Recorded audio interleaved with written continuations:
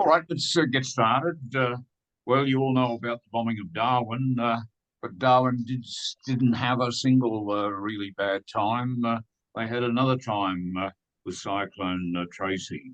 And of course, when things like this happen, it brings out the best and unfortunately sometimes the worst of people. Tom has written 23 books.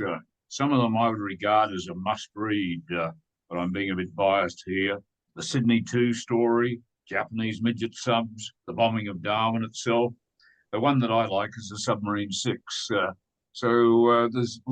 There's books for everyone's taste and everyone's interest here. So without further ado, Tom, I'll hand over to you. Thank you. Good morning, everyone. As you can see, been a bit busy over the last 35 years. Cyclone Warriors has just been released in Darwin, and it's sailing on its way. I was talking about the secret submarine, which is in the middle of the screen there, and a plug for that. That's probably going to be launched on the 13th of March at the National Maritime Museum in Sydney. And apparently I'm going to be doing a talk about it at the same time. We're still working out details, but I think it's a free event if you're in Sydney. Anyway, sort of an odd background for myself. So not really a very salty Navy officer compared with some of you people. But I started off as a high school teacher in Tasmania and then Queensland and joined the Navy Reserve. Became an intelligence analyst and then started doing full-time service and ended up in Iraq, which is Baghdad, which is why the picture in the top left-hand cover part of the screen. Odd place for a Navy guy to be, but anyway, it was interesting at the height of the war, being shot at all the time. East Timor for a little bit, chasing terrorists around the place and things like that. So it's a fairly interesting time in the Navy. At the same time, I was beavering away on history books, so 23 published, and I used to be a sort of part-time writer for newspapers, book reviews, motorcycle reviews, believe it or not. And I was doing a series called Under the Water for the NT News, had moved to Darwin, and I got rung up by a publisher who said, how would you like to be on the shelves forever rather than tomorrow's fish and chip wrapper? And sort of please explain, I said, and that led to the first book, which is Rex in Darwin Waters. So sort of fair background of my stuff is to do with World War II and stuff across the north. But as you can see, I sort of diversified into things like Cyclone Tracy because there was certainly a number of wrecks put there by Cyclone Tracy. I lived in Darwin for 3 times as a kid, then went back again as a high school teacher and eventually Navy bloke, and then eventually ended up with Northern Command there in the Intelligence Centre. And here I am today. So what I'll talk about is this book here, Cyclone Warriors. Peter Cosgrove was kind enough to launch it in December. In Darwin, and he also did, as you can see, the forward. And that was, I contacted him as simply somebody who was there. He was an army officer who was there in 1975, and he had a few stories to tell, and he's a very amiable chap, and he was kind enough to do those 2 things with me. So thanks very much, Sir Peter. I'll run over the topics that you can see on the left-hand side, but I will make the point that I'm basically talking today with the help of a lot of photos because photos are more interesting than words on the screen. There's lots of stuff in the book which is the numbers, the information, how many man days the Navy spent ashore, and so on, because I wanted to prove that the armed forces had done a great job. And so with numbers you can do that. So what I'm doing today in the talk is just skating across the surface of actually what's quite a hefty book. And if you're interested in the details, obviously it's out there. So as you can see, I'll just explain a couple of bits. The cyclone hits. I wanted to do what happened to the services themselves in the cyclone. A lot of you have got a Navy background. You're well aware that the Navy came off the worst in terms of lives lost. But then the experiences of the services afterwards divided into 3. Major General Stretton, who was an Army fellow, and there's actually a whole appendix about Major General Stretton in the book, which I won't go into today, but he had a big argument with his own service, the army. And it's a big argument. He accused them basically of being lazy. And they didn't like that and push back. And rather than take up a big section of the middle of the book with that, the publisher and I decided to move that argument to the appendix. So I won't be sort of discussing it in detail. But the services and the cleanup, obviously the Navy was there second, the RAF was there first, but the Army did the bulk of the heavy lifting. And they were there until the middle of 1975. In terms of tonnage moved, they had the machinery and the people. There's a fair number of conspiracies that I got annoyed about when I was researching the book. I don't like conspiracy stories if they're, I mean, for example, HMAS Sydney. I've just had a book published called The Sinking of HMAS Sydney, and you have to go down that road of examining the conspiracy stories. I think if you don't, you're accused later of being part of the cover-up. So I got a bit annoyed at the conspiracy stories about Cyclone Tracy. In particular, they concern the armed forces. So I went into bat for the armed forces in a particular chapter there.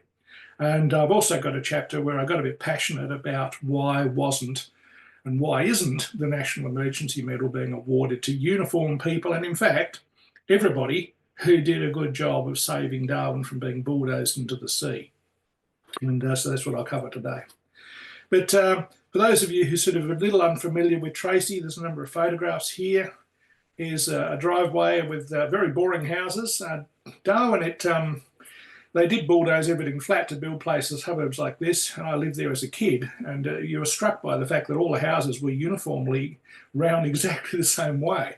But gardens grow at the rate of 1.5 metres every year in Darwin. So it's really easy to make a good Darwin to make your boring house a little more exciting. But that's it afterwards. And that's pretty much what the territory, what Darwin looked like. Now, the streets have been bulldozed there to clear them so that traffic can go across. But that wreckage basically spread all the way across Darwin. So in the first day, it was almost impossible to drive because there was so much spread around the streets.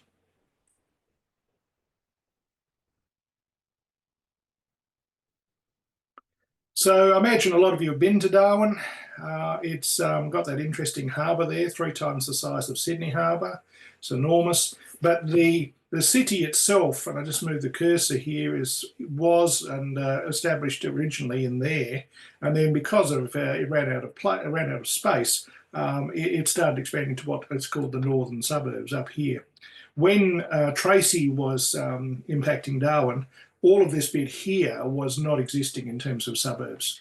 Palmerston wasn't in existence and so on. So basically it was here, and the Navy forces were concentrated largely around the harbour piers and so on here. And the cyclone then impacts coming across this way, does a bit of a turn, a hard turn, does another hard turn, and then goes out again. So it really sort of did a number on Darwin in terms of he couldn't have done a better job if it had been conscious and decided, how am I going to concentrate on smashing the city? It gives you an idea of the force that the winds generated. They say up to 250 kilometres an hour, and then the wind speed equipment broke. It seems to be true enough. There's just been an enormous row in Darwin about what sort of memorial will be established, and $500,000 has been spent on a rather odd-looking memorial. But a lot of the locals who lived through it, who are still there and around Australia, simply said, well, why don't you have something like this? And there are a few relics like that that still exist to give you an idea of the wind force. Jumping back a minute, Darwin's no stranger to destruction. In fact, as you can see there, the largest air raid in Australia happened in Darwin in 19th February 1942. That was the first of 77 air raids that hit the city. And I put out a book about 8 years ago called The Empire Strikes South. And it details the number of Japanese air attacks. The Northern Territory got most of them, 138 out of 208 sorties, and some of those sorties were 60 aircraft. That first sortie was 188 aircraft. So they really did a number on the place. And I should mention that cyclones, as well as war, were part of the city's background. It got smashed by major cyclones, that is, in 1897, 1937, 1974. And a lot of people who still live there sort of, oh, they're 40 years apart. When's the next one coming? And Darwin gets about half a dozen a year. I've been through 3, and they got up. One of them got up to nearly Category 3. Tracy was Category 5, but pretty spooky to live through. I wouldn't like to go through a 5, but I would say that if a 5 hit Darwin today, it'd probably do 10% of the damage. So it was always a service town. That's actually where the mall is in Darwin. There's Westpac up the left there, as it is now. It's the Bank of New South Wales then. But it's always a service town, and the services never went away. After World War II, they stayed, and the Navy got gradually stronger because you had these people drifting in, doing illegal fishing, illegal immigration became a factor in the 1970s.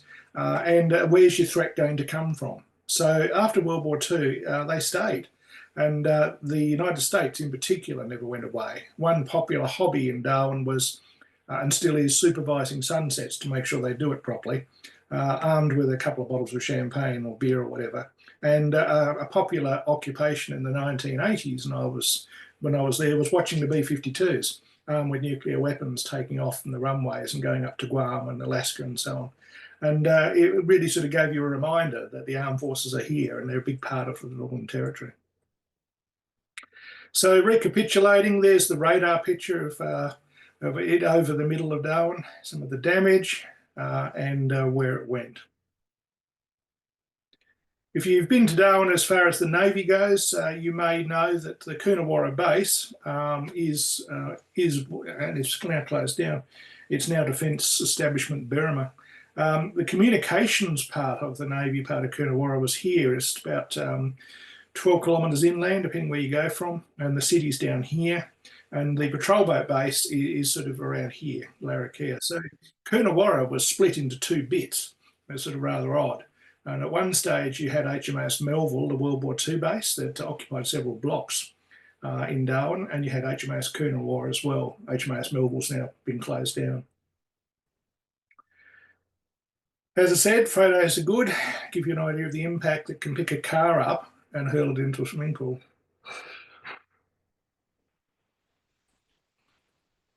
This is what the armed forces look like in terms of posted strength. That's the front, going top right, that's the front entrance to Coonawarra, days afterwards. The bottom right is the naval headquarters, which was destroyed. That was where Captain Johnson was, and the whole thing collapsed on top of him and his staff. That's now the offices of the administrator, the governor equivalent. He actually lives in a rather nice house across the road, but that's used as his office space today. It was been rebuilt. And gives you an idea of, again, the impact that the cyclone had. It simply picked up aircraft that weren't, it broke the tyres and moved them around like that. So looking at the numbers there for the posted strengths, just a reminder that all those people were living there permanently and they had families with them. And so the thing that I tried to point out in the book to civilians was it's not just the armed forces in Darwin who then pick up their hammer and their bag and so on, and off they go to fix things. They had families too, and those families' houses were destroyed. So they've got their own families to look after, as well as what's my new job. And I think that's quite often understated. So in the hours afterwards, those people who were left of government, who still had a role to play, are starting to say, what do we have to do? The trouble is that with 90% of the housing destroyed, those people again have nowhere to live. So what's going to be the role?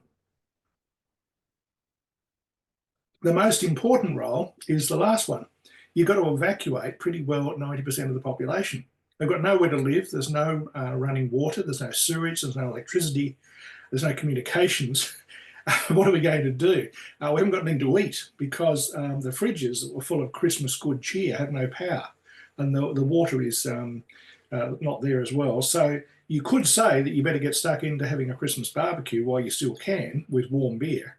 But after that, How are you going to live in the wreckage of your house and so on?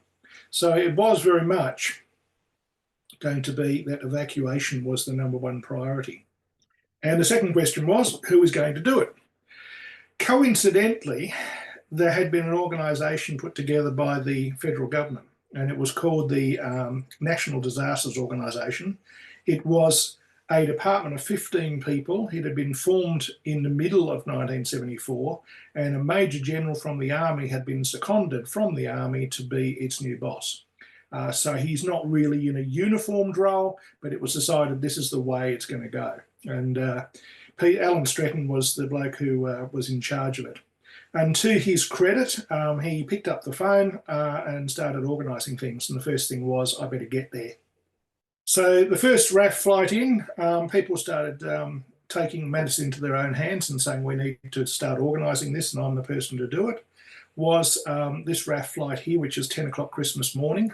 You imagine flying into a runway that is littered with stuff, and you've got almost no communications with the ground. And the RAF did a tremendous job, and everybody on the ground did a tremendous job of pulling their finger out and saying, I better crack on. What do I need to do? Well, we need to walk down the runway in an emu parade, picking up bits and pieces that can damage the aircraft. And they got that aircraft in. And then they're starting to say, what's the new priority? It doesn't help, of course, that Christmas Day, as you know, half of the staff were cleared off. So the RAF commander was on leave, and his 2IC picked it up. And so it was for all three forces. A lot of initiative shown, which I tried to stress in the book. Stratton himself flew in that night on a night flight. So then the focus is on evacuation. And to their credit, you had countries like the USA saying, we've got aircraft. There was even a British submarine, HMS Odin, that said, we can supply power if you need. And that was actually on the cards, except it was cancelled after a day or two. Indonesia sent down aircraft, Britain did, from Singapore. And these are the totals for the evacuation. Lots of stories that can be told about what happened in Darwin, and what I didn't do in the book is I didn't go down the road of telling all those stories. There are several good books out there, and in fact there are also a couple of rather bad books, but a lot of them tend to focus on, and I don't mean to diminish the experience these people went through, but it basically is, there we were in our house enjoying ourselves on Christmas Eve, the wind started to get up, the roof started to lift off, we took shelter in the bathroom, grabbing onto the pedestal that held the basin up, and the roof flew away. We survived, and we crawled out the next morning, and here we are. Christmas presents scattered around the place or disappeared, the dog had died. Now, you tend to find there's hundreds of those stories. And what I didn't do in the book is I really didn't put them in. I put a few in from the armed forces families because I don't want to dismiss their participation, their experiences. But it didn't seem to me or the publisher to be a lot of point in duplicating what had already gone on. In fact, the publisher who asked me to write this book, who I've been with for about 15 years, I said no initially. I said, because I do generally combat stuff and it's not really stuff that interests me. And he said, I'm sure you'll find stuff that's interesting. It was good research, I think, and I enjoyed it. Focusing on the maritime, 40 ships sunk or missing. A third of the people who died died at sea. And two of the ships, the Booyah on the left there, top, and the Darwin Princess, which isn't shown, were missing for 25 years. And the wrecks of the two that were missing permanently, Booyah and Darwin Princess, Booyah took 5 people to the bottom and Darwin Princess 1. And they've been searched for human remains, and none remain, of course. An interesting side story there, the RAN had a fair mile there, which they'd sold out of service, and there she is, the Ataluma. And for the life of me, and I've written a complete separate 8,000-word article on the Ataluma, I can't find out which of the RAN's 36 fair miles it is. And it's really annoying me. And over the years, it's been published in various places. It's called Which Fair Mile Was That? And they're proud little ships. And her wreckage is still there, scattered across East Point and Dudley Point, the one before you get out to the museum. And if you go down at low tide, zero tide, you can find generators and plating and all sorts of stuff. They're a wooden ship.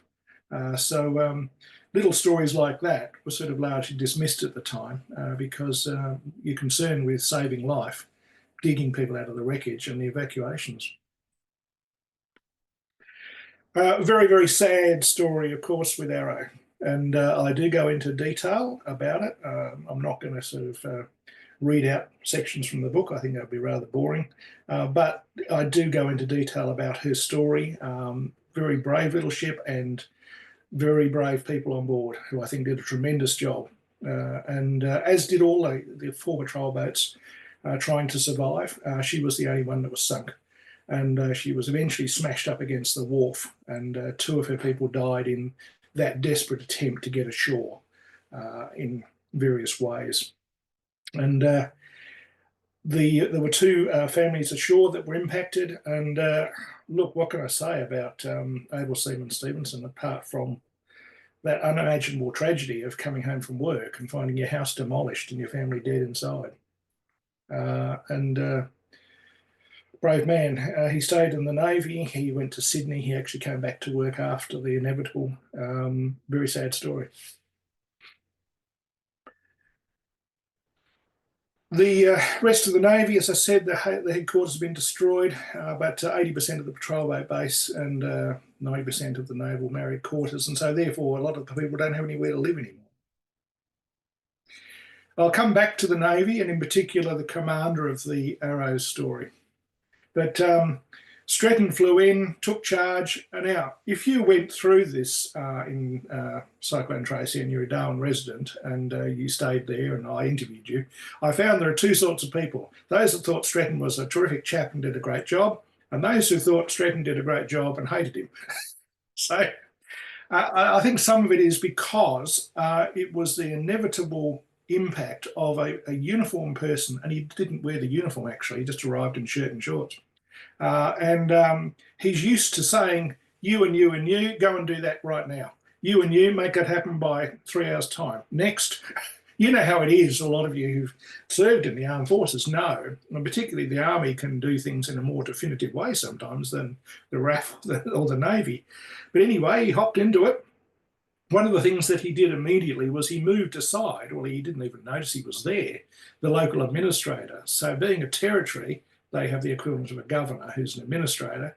And technically, sort of, why do you need somebody from outside to come in? And I suppose it's because you've got somebody who's Army, he's got a network of armed forces people he can reach into, and he can pick up the phone and say, Brigadier so-and-so, I need this right now. The administrator couldn't do that.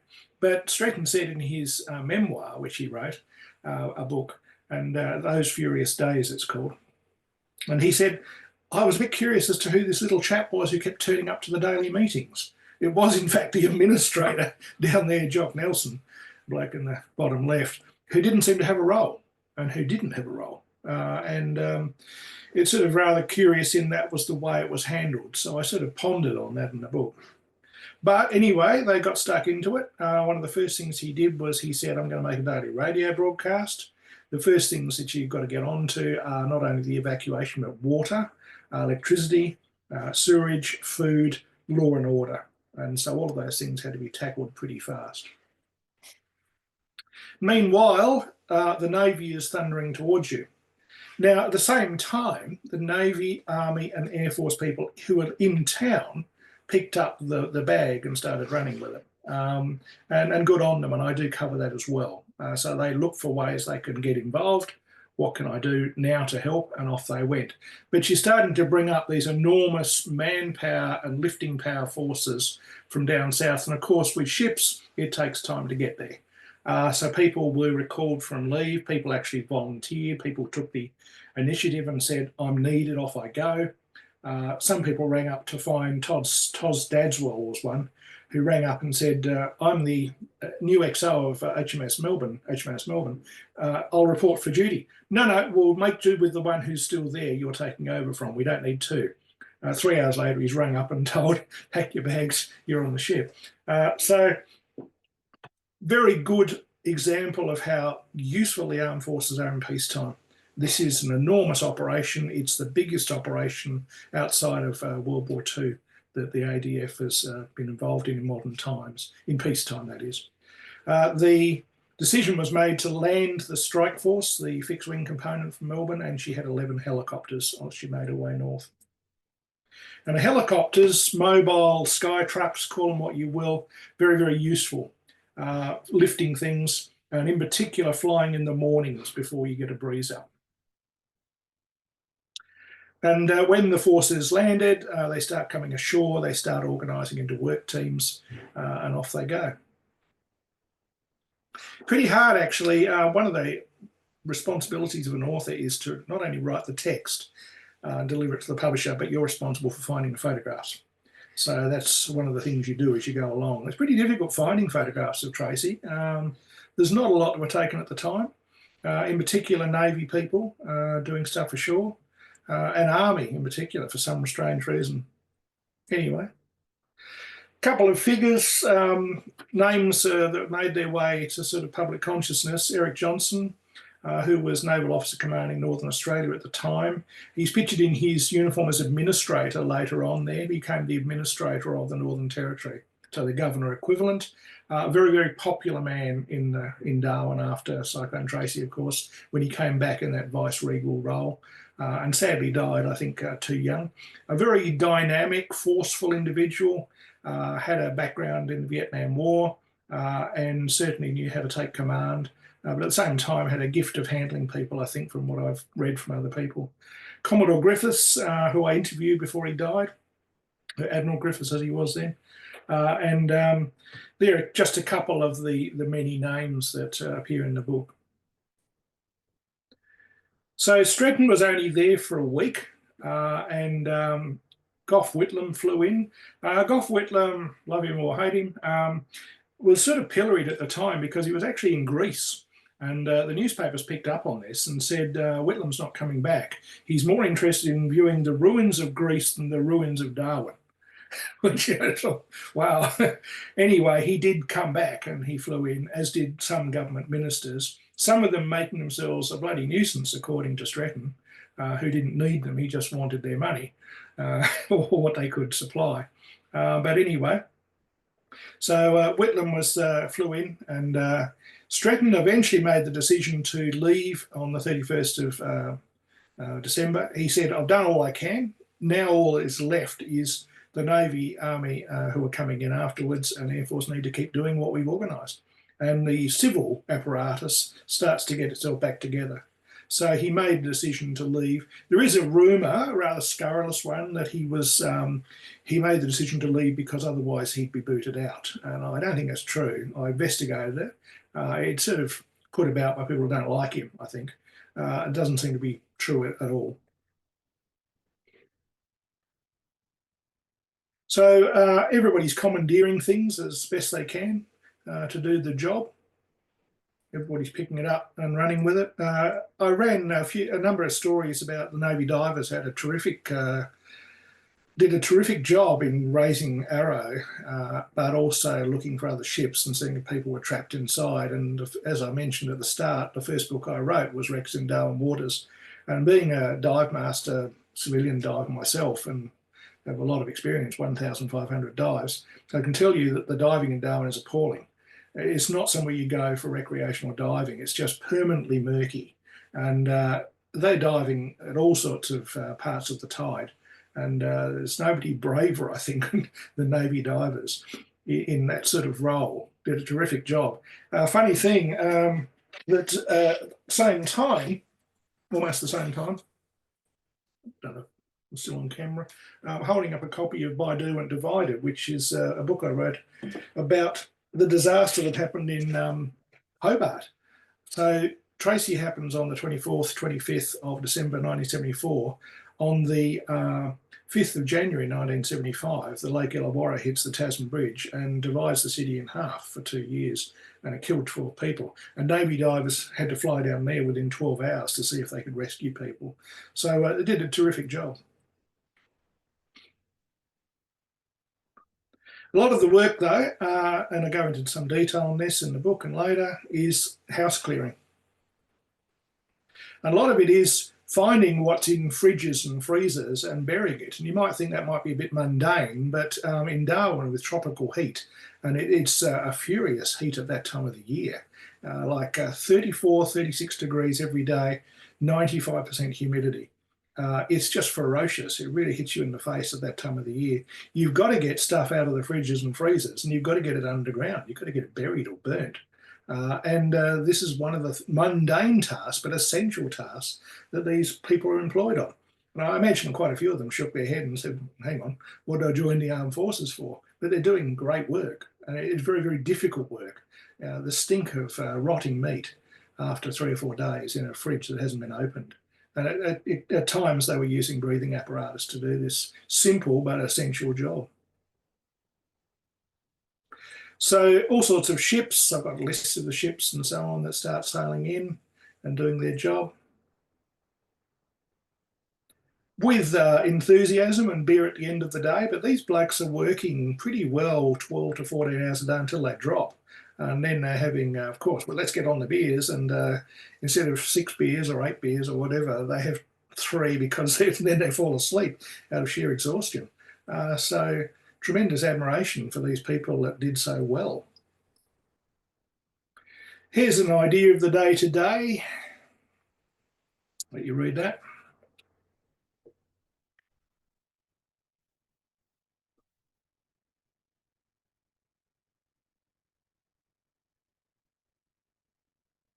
So even simple things like, have you found my wedding ring? Think about that.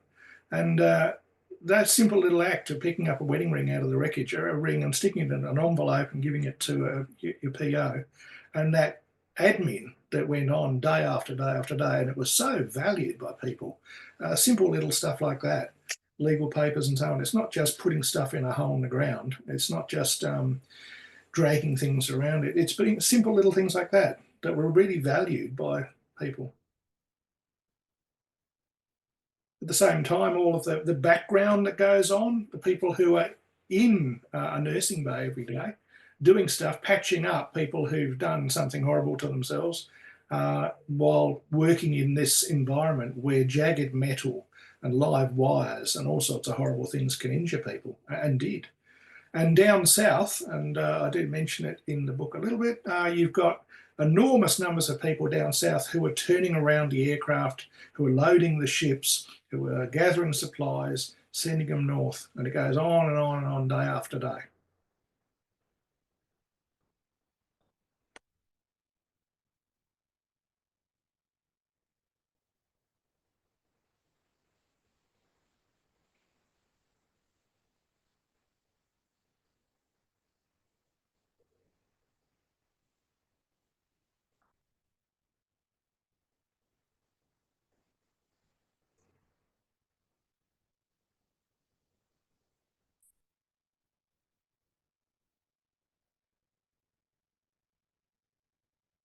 So as I said, I think it's important to quantify things, and there's some of the idea of the numbers.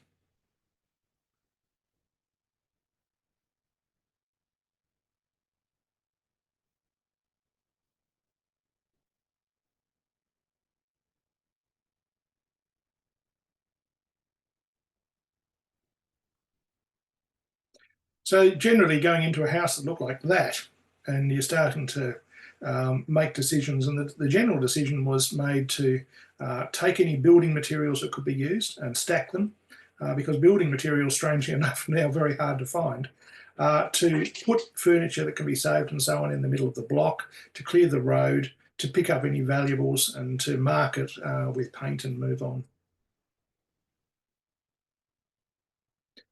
And you start to, as you investigate in a book like this, you start to find all these odd little stories, which I think you put in because of the human interest.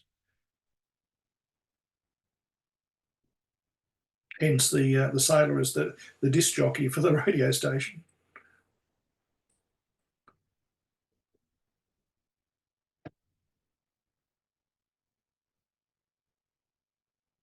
And here's 3 that I won't go into detail. If you pick up the book, you can read them. But how do you get petrol into cars? You've got no electricity.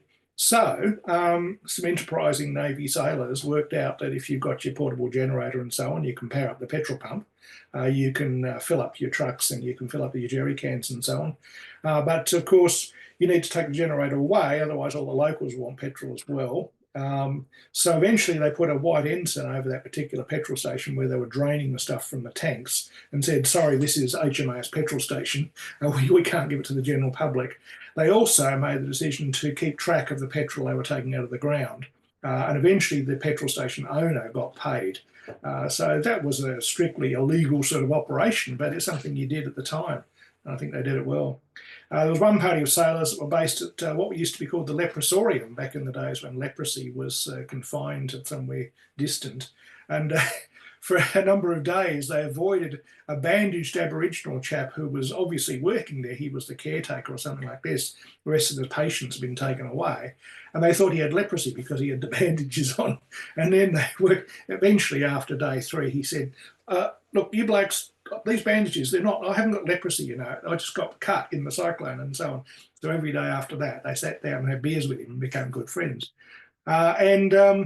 There was a great need to cart documents and memos and messages and so on around Darwin. And the phone service wasn't working for a number of days. And radios were in short supply. So to get something from here to there, some of the Rands who are around who didn't have as much of a job as you might, if they had some spare time, I said, oh, I can take that, sir, from here to there. I've got a motorbike over there. So eventually there was this force of bikini-wearing Rands driving motorbikes around Darwin and causing a number of sort of raised eyebrows. Thank you. Captain Johnson, who had an eye for the ladies, shall we say, he said that really brightened his day. And is a rather politically non-correct fellow, Eric. I met him a few times. Very enjoyable chap. Should point out that in the book, what I also tried to do was be fair to the other uniform organisations that put in a great deal of effort in regards to, say, the police. You need law and order. There's rumours that a great deal of looting went on. It looks like that's, again, just a rumour. It's a story. It didn't have a basis. But you do need a police force there. You also need the Salvation Army and the Red Cross. And around Australia, they picked up and ran with it in a great way. Eventually, the Navy start moving out and the Army are moving in. And the Army, by comparison, just were able to bring in bulldozers, heavy trucks, stuff that the Navy didn't have. Navy helicopters remain useful to the end, of course, as vertical sky trucks. But they take over and they stay there until the 2nd of May. And they're just providing an enormous number of people. And I've got a number of stories in the book of a platoon commander who suddenly got told, guess where you and your platoon are going? Alrighty, they get on a plane and off they go. And they're living in tents. And they're working every day, taking over from the Navy, but able to supply much more manpower. So that's what every day sort of looks like for an Army squad.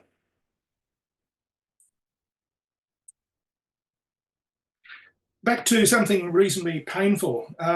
Okay, there's probably a few people listening that have been in that terrible situation of losing a ship.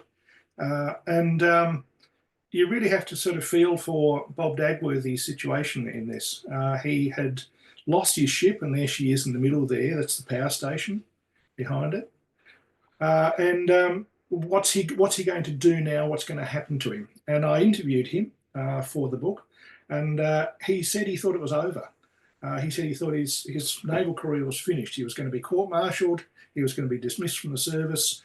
Nothing, of course, happened immediately. He worked with Navy people for a number of days, and then he was moved south. And inevitably, the board starts assembling the Board of Inquiry. And the Board of Inquiry sat and it examined the whole situation. I read it. It's a comprehensive report. They didn't cut corners in any way whatsoever, and that's the decision they made. They said, we post him back into command because he did a great job. It doesn't take away from the fact that it was a very sad end for a proud little ship, and there she is, and that's Arrow there, just in case you missed it. There was a story, and I interviewed the person concerned, and he, what's his name again? Stratton? No, can't remember it. Anyway, it's in the book. But one of the local businessmen decided he was going to purchase the Arrow as a museum ship, and he was going to make it into a museum ship. He was a well-known businessman. Kennan, that's it, Stan Kennan. He'd been in Darwin since World War II, and Stan decided he'd just do this and we'd have a museum ship out of it. And when she was raised, she was just battered in every part imaginable, and she wasn't able to be used as a museum ship or anything else. And the decision was made to bury her as landfill round the corner from the harbour.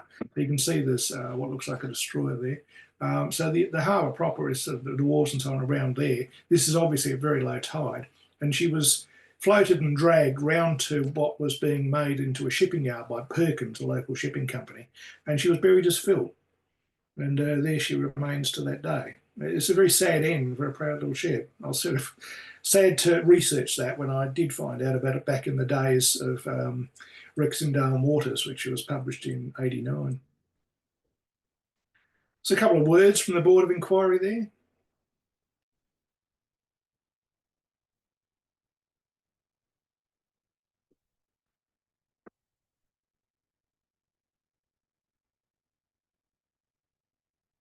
So Bob Dagworthy returned to his career, as you can see there. One of the sort of odd stories that were floating around, so to use a bad pun, one of them was that Bob was in the water, and he was in the water afloat for, I think it was 12 hours before he was rescued. So he drifted off, and he was sort of, had he abandoned his ship sort of thing. It's a disgraceful thing to say. And the journalist who wrote the book, and I won't name her, she was quite capable of finding him and interviewing him and ascertaining that that wasn't true. He simply got smashed ashore, to use the word properly, and along with the rest of his ship's company. He was, in the finest traditions of the service, the last person to leave his ship, even though she's going up, down, round and round. You can imagine in a cyclone, they're trying to get it so they can get everybody ashore. He was the last person to leave his ship. So well done indeed. But such a traumatizing event, I think, obviously it never leaves you. Number of conspiracy stories about Tracy, that the police stations were used as morgues. There were hundreds of people who died and the government's covered it up. I don't know why the government would want to cover it up, because they allowed houses to be built that were immediately destroyed and etc. There were bodies buried in pits that I met somebody who knows about it, and the usual stuff. I found this in wartime several times.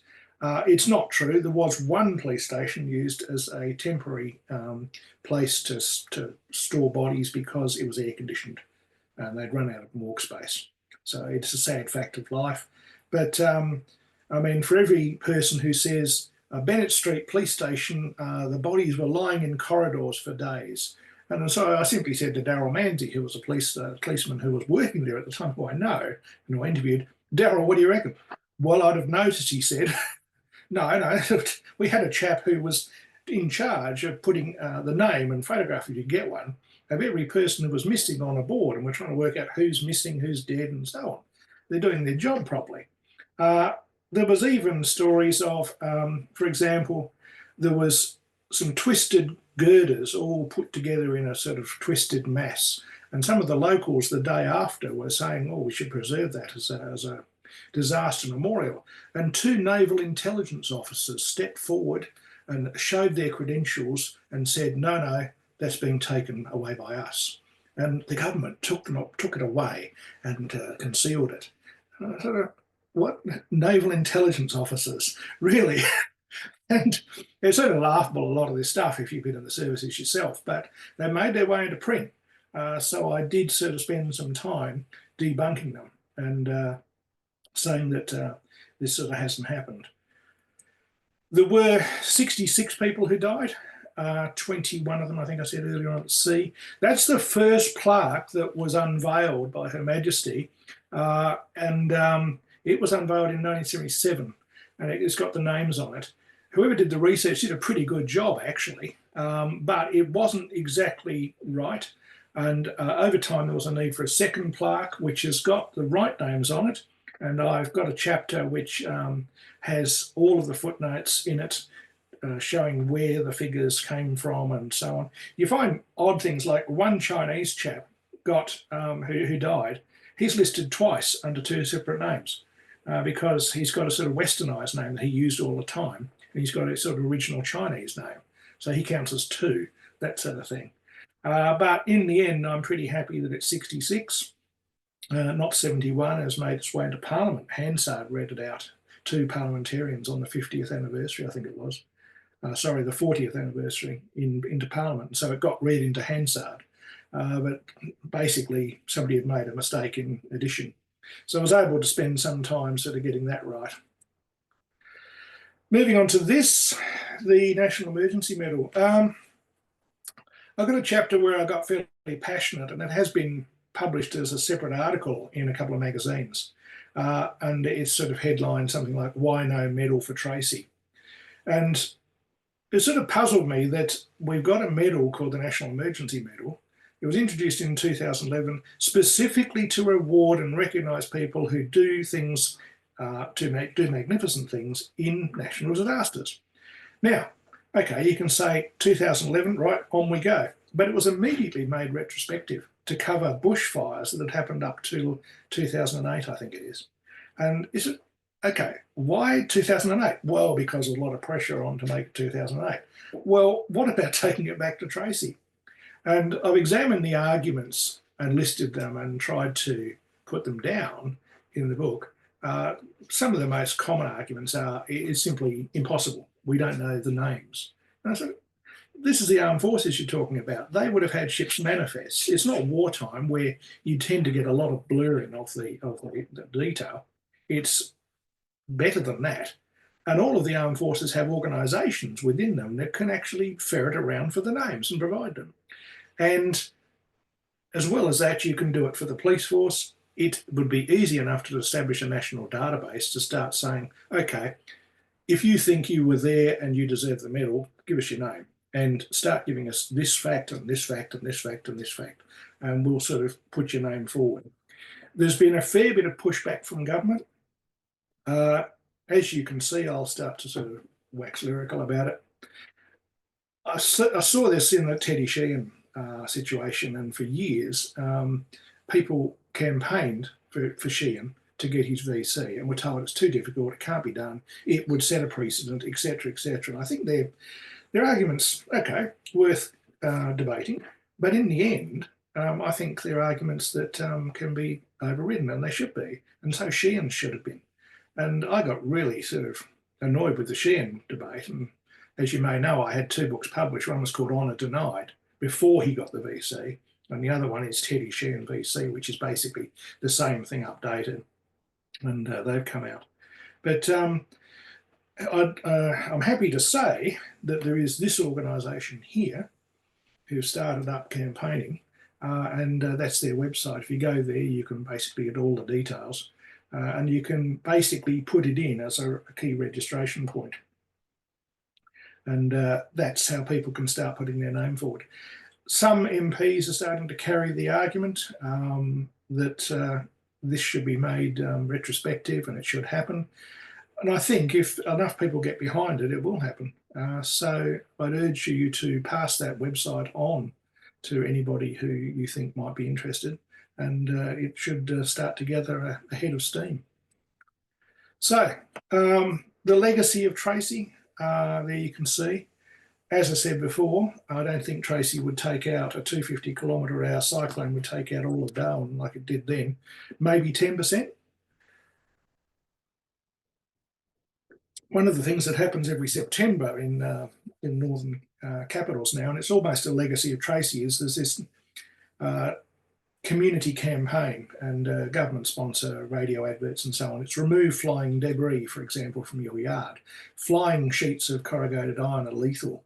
And if you go into the rather sad details of how people died, not everybody died because their house collapsed on top of them. Some of them are just sort of in the open and were hit by something. So that should not happen. All the debris should be tied down or put inside or whatever. And it's pretty full on now in Darwin. They have cyclone awareness stuff on the radio and get your cyclone kit together and so on. Navy have now got this sort of idea in their head that you should be able to get ships out of the water in places like that.